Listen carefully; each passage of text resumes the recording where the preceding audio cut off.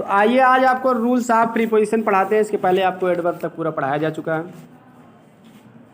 ऐसे शब्द जो दो संज्ञा या सर्वनाम के बीच स्थान की दृष्टि से कुछ संबंध बताते हैं।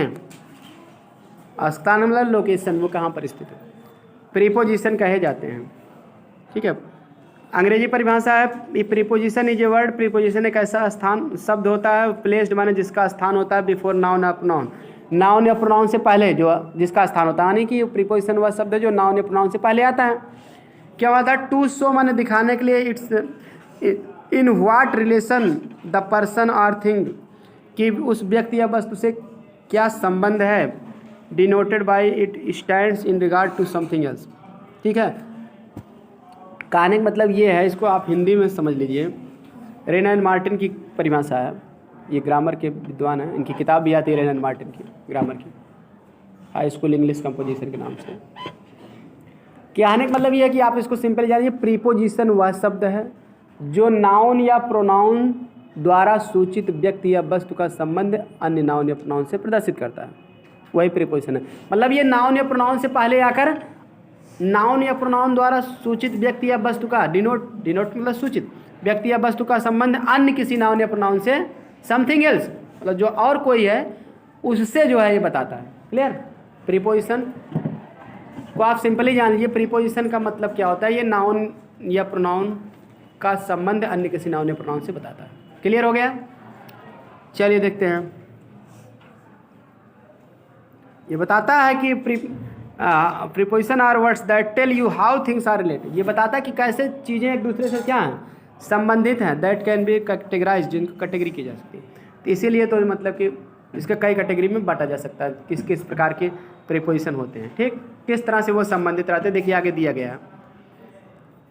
प्रीपोजिशन ऑफ प्लेस, यानी प्रीपोजिशन स्थान को बताने वाले भी होते हैं। जैसे इन द वाटर माने पानी में, तो ये स्थान बताया जा रहा है ना, इसमें इन प्रीपोजिशन है। आने बस, बस में या बस पर है, तो ये भी स्थान बताया जा रहा है। बिहाइंड द डोर, दरवाजे के पीछे, ये भी स्थान है। बिटवीन टू बॉयज, दो लड़कों के बीच में कोई बैठा, तो भी स्थान ही बताया जा रहा है, कहाँ बैठने को उसका स्थान है।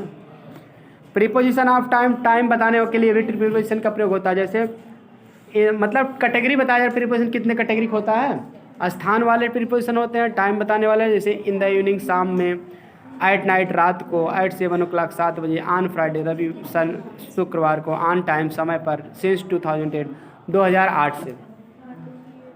तो इसमें जो है ये इन, एट, ऑन, सिंस, ये सभी क्या है, प्रीपोजिशन है जो समय बता रहे हैं।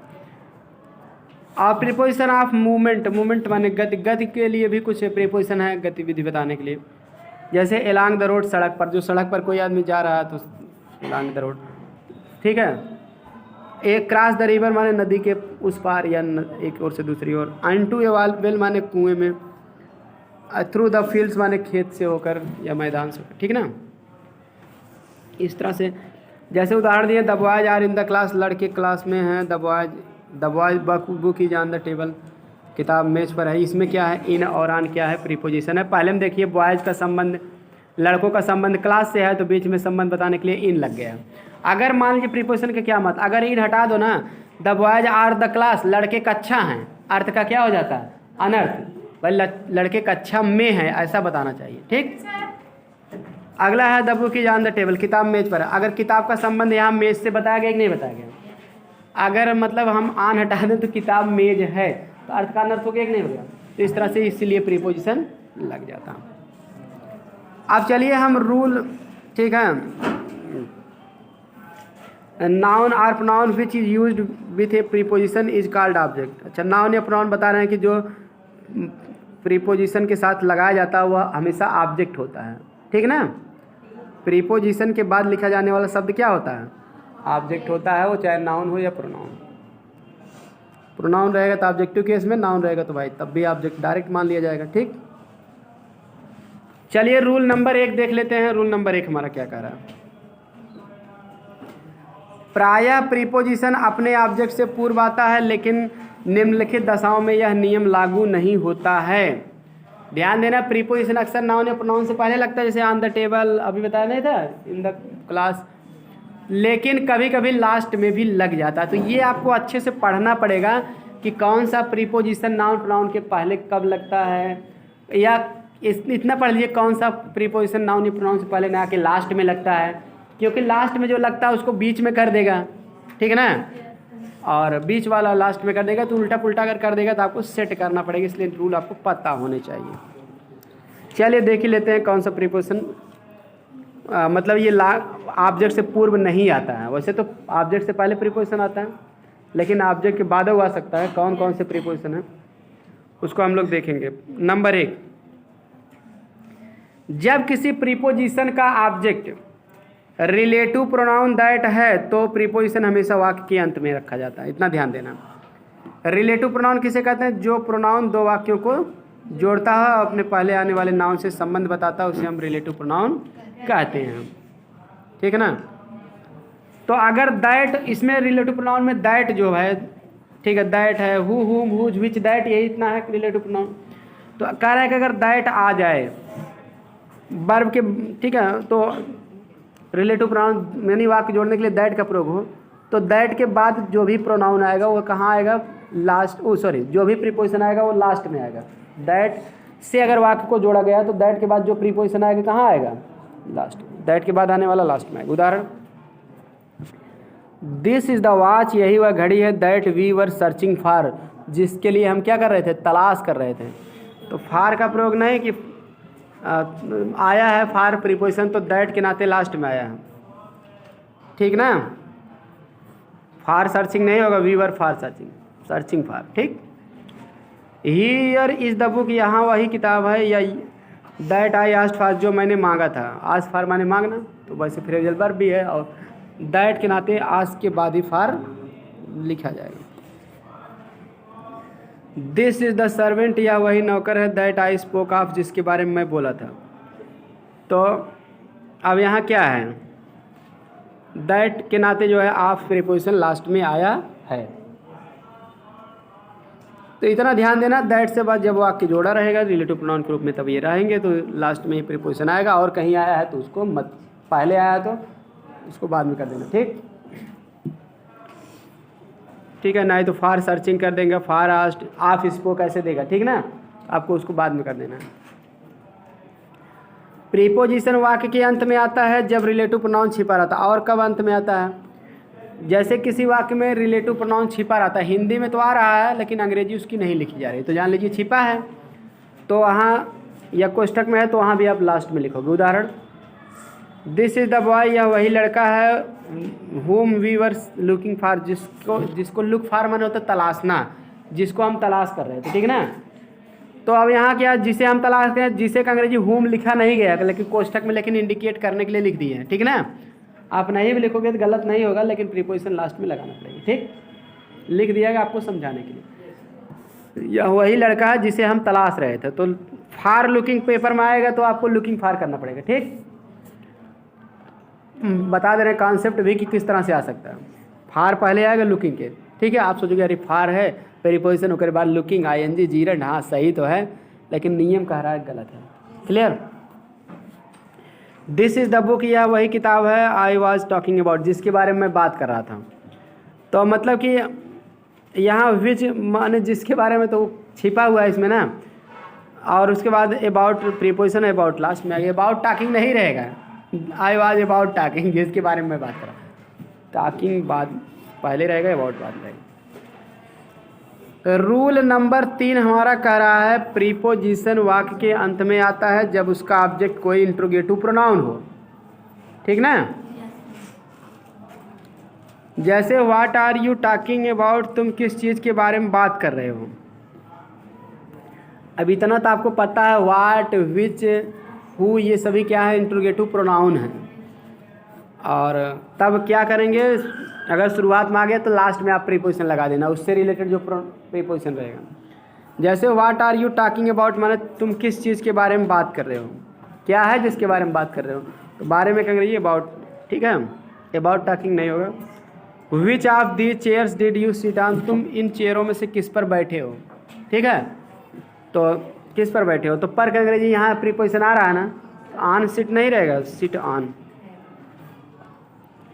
रूल नंबर डी भी देख लेते हैं। जोर देने के लिए यानी किसी बात पर जोर देने के लिए कभी कभी ऑब्जेक्ट पहले प्रयोग किया जाता है और प्रीपोजिशन बाद में। उदाहरण, Nehru is remembered all the world over. Nehru पूरे संसार भर में क्या याद किए जाते हैं।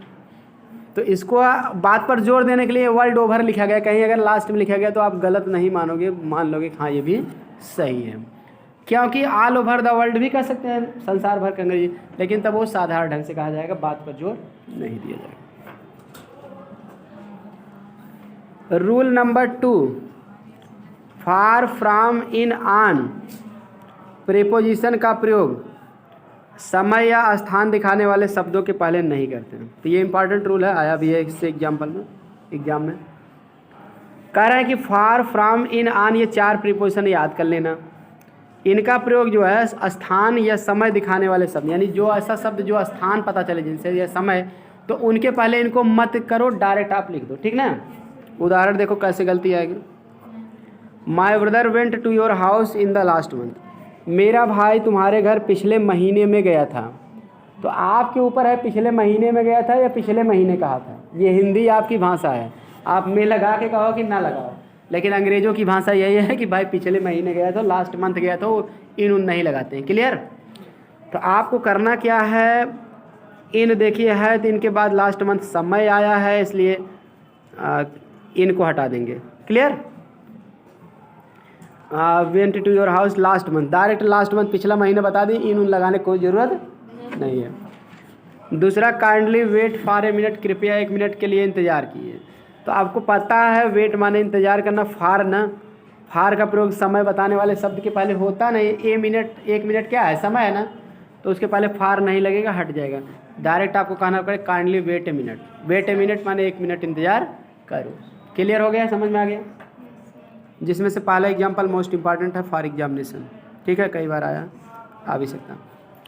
Rule number 3, considering, concerning, pending, regarding, touching, during, notwithstanding, barring आदि शब्दों के बाद प्रीपोजिशन का प्रयोग नहीं होता, क्योंकि ये स्वयं प्रीपोजिशन का काम करते हैं।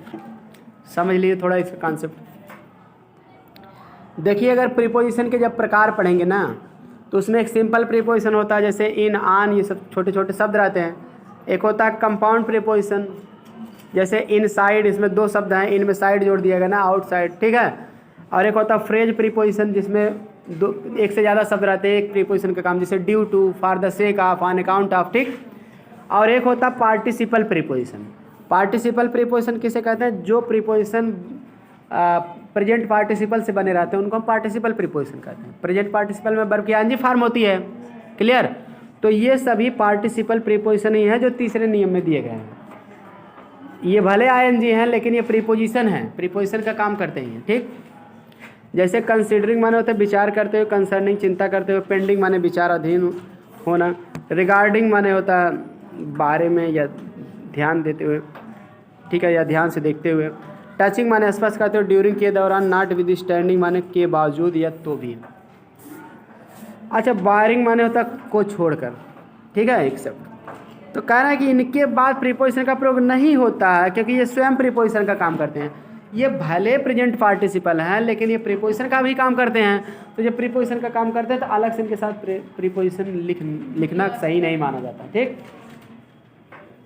लेकिन जिसमें अलग से लिखना नहीं ज़रूरी है, परीक्षा में उसमें ज़रूर लिख देगा, तो आपको उसको क्या करना है, आराम से हटा देना है। यस एंडिंग प्रीपोजिशन देख लेना, शब्द याद कर लेना, ठीक ना। जैसे उदाहरण देखिए, इनकरेक्ट वाक्य, कंसिडरिंग अबाउट हिज क्वालिटीज, अपने गुणों के बारे में विचार करते हुए, Mohan is not a bad boy, Mohan एक बुरा लड़का नहीं है। तो आपको इसको करना पड़ेगा, अबाउट हटाना पड़ेगा। कंसिडरिंग हिज क्वालिटीज माने अपने गुणों का विचार करते हुए हो गया, अपने गुणों के बारे में विचार करने की कोई ज़रूरत नहीं। अपने गुणों का विचार करा तो गुणों के बारे में हो गया ना, उसमें बारे वारे में अंग्रेजी अपने आप हो जाता है। क्लियर। कोई प्रीपोजिशन अलग से नहीं आएगा। हिंदी में आपके ऊपर है, बारे में ले आओ या ना लाओ, ठीक ना। तो अबाउट हटाओ, वाक्य बना डालो, बाकी सब कुछ वही रहेगा। रूल नंबर 4 देख रहे हैं, प्रीपोजिशन का प्रयोग ट्रांजिटिव वर्ब तथा उसके ऑब्जेक्ट के बीच में नहीं होता। ट्रांजिटिव वर्ब माने होता है सकर्मक क्रिया। तो कोई सकर्मक क्रिया रहेगी, किसे कहते हैं, जिस क्रिया के साथ कर्म हो उसे हम सकर्मक क्रिया कहते हैं। तो ग्रामर का रूल हमारा ये करा है कि ट्रांजिटिव वर्ब और उसके ऑब्जेक्ट के बीच में प्रीपोजिशन की नो एंट्री रहेगी। क्लियर? अगर एंट्री कर देंगे तो गलत हो जाएगा। उदाहरण, ही टाट टू मोहन स्टरडे, वह मोहन को कल पढ़ाया। तो यहाँ टाट आपका वर्ब है, मोहन क्या है? ऑब्जेक्ट है, इनडायरेक्ट ऑब्जेक्ट है ना। तो क्योंकि टाट माने पढ़ाया तो किसी को तो पढ़ाएगा ना, तो ऑब्जेक्ट लिखना जरूरी है ना। मोहन को पढ़ाया, तो यहाँ टू लगाने की कोई ज़रूरत नहीं है। टू हटा दीजिए, टाट के बाद तुरंत जिसको पढ़ाया उसको लिख दीजिए, ठीक ना। हाँ, टू केवल तभी लग सकता है जैसे डू ऑब्जेक्ट है, he taught English to Mohan, Hindi to Mohan, तब लिख सकते थे भाई। इंग्लिश या हिंदी जो भी पढ़ाया है तो उसको लिखना पड़ता है, तब लास्ट में टू लिख सकते थे। लेकिन जब एक कई ऑब्जेक्ट है और वो भी मतलब कि हमेशा इनडायरेक्ट है या कुछ भी है, एक कई ऑब्जेक्ट है, तो टू लगाने की कोई ज़रूरत नहीं होती है। बात समझ में आ गया ना। रूल नंबर 5 भी देख लेते हैं। आर्डर माने आज्ञा का पालन करना, ओबे माने आदेश, आदेश वही आर्डर माने आदेश मानना या आज्ञा पालन करना। ओबे वायोलेट माने होता है उल्लंघन करना, जैसे नियम का उल्लंघन करते हो ना, वायोलेट करते हो। रिजेंबल माने तो मिलता जुलता होना या समान प्रतीत होना, ठीक ना। साइन माने हस्ताक्षर करना, बीफिट माने उपयुक्त होना, कम्बैट माने कुश्ती लड़ना या ठीक है संघर्ष करना, लड़ाई करना, परवेट माने व्याप्त होना। आदि ट्रांजिटिव वर्ब है, इनके बाद कोई प्रीपोजिशन नहीं आता, ठीक ना। जितनी वर्ब यहाँ बताएगी ये सब ट्रांजिटिव वर्ब है, यानी कि सकर्मक क्रिया इनके साथ आती है और इसीलिए और इनके बीच में कोई प्रीपोजिशन नहीं लगेगा। मतलब इनके तुरंत बाद ट्रांजिटिव वर्ब होने का मतलब क्या, वर्ब के तुरंत बाद ऑब्जेक्ट आना चाहिए, तो ऑब्जेक्ट आएगा और लेकिन प्रीपोजिशन बीच में रहेगा तो हटेगा पेपर में। इसलिए इम्पॉर्टेंट है ये पहला वाक्य, मोस्ट इम्पॉर्टेंट है। पहले ही वाक्य परीक्षा में आया भी है, कई बार आ सकता है। ही रिजेंबल्स विथ हिज ब्रदर, वो अपने भाई से मिलता जुलता है। तो आप सोचोगे भाई से या भाई के साथ मिलता जुलता, सही तो है, लेकिन हमारा ग्रामर का रूल्स करा है रिजेंबल्स माने होगा किसी के साथ मिलना जुलना, अलग से साथ की अंग्रेजी लिखना बेवकूफ़ाना है, ठीक। तो इसलिए आप विथ हटाओ, वाक्य सही करो। तो इसी तरह से सी रिजेंबल्स हर सिस्टर आ जाएगा, इस तरह से कुछ भी आ जाएगा, ठीक है ना। आप कक्षा 10 में एक वाक्य पढ़े थे, लेंचू वाला पार्ट था, ए लेटर टू गॉड, तो उसमें था these hail stones resemble new silver coins. ये जो है ओले जो है नए चांदी के सिक्कों से मिलते जुलते थे। रिजेंबल के बाद तुरंत न्यू सिल्वर कॉइन्स, जिससे मिलते जुलते हैं तुरंत लिखा जाता है, ना कि विथ लगाया जाता है या टू लगाया जाता है। क्लियर? कोई प्रीपोजिशन नहीं लगेगा। चलिए अगला वाक्य है, Ravi has ordered for 10 book. Ravi ने 10 किताब का ऑर्डर दिया है। 10 किताब के लिए क्या किया? ऑर्डर दिया कि भाई हमको 10 किताब चाहिए दुकान वाले को। तो गलती क्या है कि देखिए आपको बताया गया ना, ऑर्डर के साथ कोई प्रीपोजिशन नहीं लगेगा जब रिजेंबल साथ नहीं लगता। तो फार हटा दीजिए क्योंकि ऑर्डर एक वर्ब है, समझ गए कि नहीं। क्योंकि जब भी ये वर्ब की जगह आएंगे ना तुरंत इनके बाद ऑब्जेक्ट। ऑर्डर दिया तो 10 किताब को दिया, 20 और उसको तुरंत लिख दिया जाएगा, हाँ 10 बुक 1 बुक। क्लियर? ये नहीं कि फार और लगा देंगे। 10 किताब का ऑर्डर दिया तो किसी चीज़ के लिए ही ऑर्डर दिया, तो के लिए अंग्रेजी अलग से लिखने की जरूरत नहीं है। हाँ अपवाद अगर देखोगे तो मिल जाएगा, क्योंकि नियम बताया जा रहा है वर्ब के रूप में है तो सकर्मक क्रिया के रूप में है ना, तो नहीं लगेगा। लेकिन अगर ये क्रिया के रूप में है, ये नहीं ऑर्डर, नाउन के रूप में आ गया है, समझ गए कि नहीं। ठीक है, तो आप लगा सकते हो उसके बाद। जैसे he has given me, clear, he has given me, ठीक है, for 10 book, he has given me order for 10 book, ऐसे कहते हैं। He has given me order, उसने मुझे आदेश दिया है, तब फॉर 10 बुक कर सकते हो, 10 किताब के लिए, क्योंकि ऑब्जेक्ट आप लिख चुके हैं ना। गिव सकर्मक क्रिया, तो मी और उसका आप मी मुझे क्या है एक किताब, तो यह 10 बुक, ठीक है।